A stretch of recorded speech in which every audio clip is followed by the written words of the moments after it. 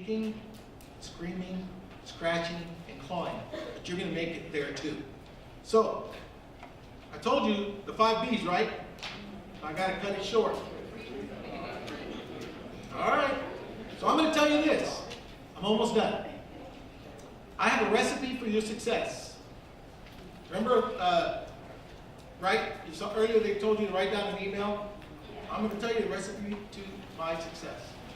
It's very short. I think Miss Evangeline has heard it before, but it's worth repeating.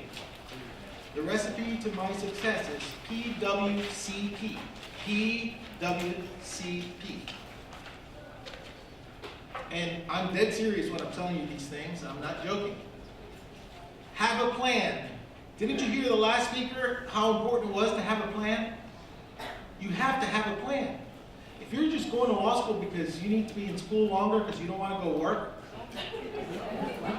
there's a problem with that. I mean, it may be true, and you'll be a hard worker when you get there, right? That's what you're saying, and you're sticking to it. But you really have to have a plan. Work hard. Nothing comes to you all millennials or any group that people want to attach to you. I don't care what they call you. But if you don't work hard, you're not going to make it. If you think carrying your laptop everywhere you go without any other piece of paper or a pen is going to get you there, it won't. You got to have a pen and a paper and write things down and study them and use your laptop and use your abilities better than me with the technology. Of course, you have it all, but you got to work hard. Be committed. Be committed. You know why it's important to be committed? Because if you have that dream and you have that plan and you're working hard, but then you bounce from thing to thing, you're not going to make it.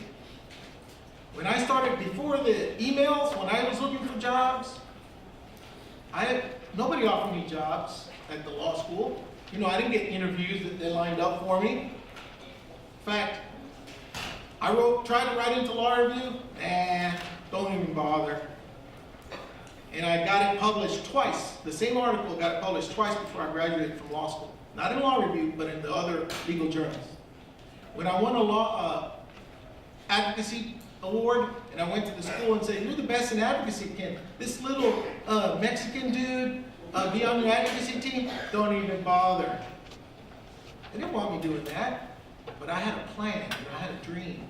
And now, not to be too boastful, but let's see who is the real advocate of my graduating class.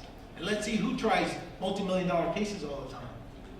I give God the glory. Remember that. It's not just me. God help me. But guess what? I had a plan. So you do the same, ladies and gentlemen. The last thing is you got to pray. Call it what you want, but you got to pray. If you don't pray to God Almighty to keep you level-headed, to give you wisdom, to keep you in peace when you're stressing out with all the exams and the opportunities to look for jobs and nobody wants to hire me, if you don't pray and look for wisdom from above, then all the other PWCs that are out there are going to fall flat. And I'm not trying to preach to you, I'm just telling you, that's real life, real world business. Okay, my business and my firm is huge. We represent, I'm sounding like somebody else, it's huge. I represent the state of Texas against Volkswagen right now for emissions violations. Wow.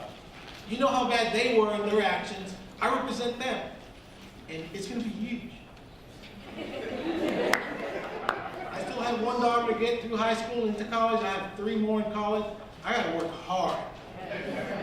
But let me tell you what, that's the plan. I'm not joking.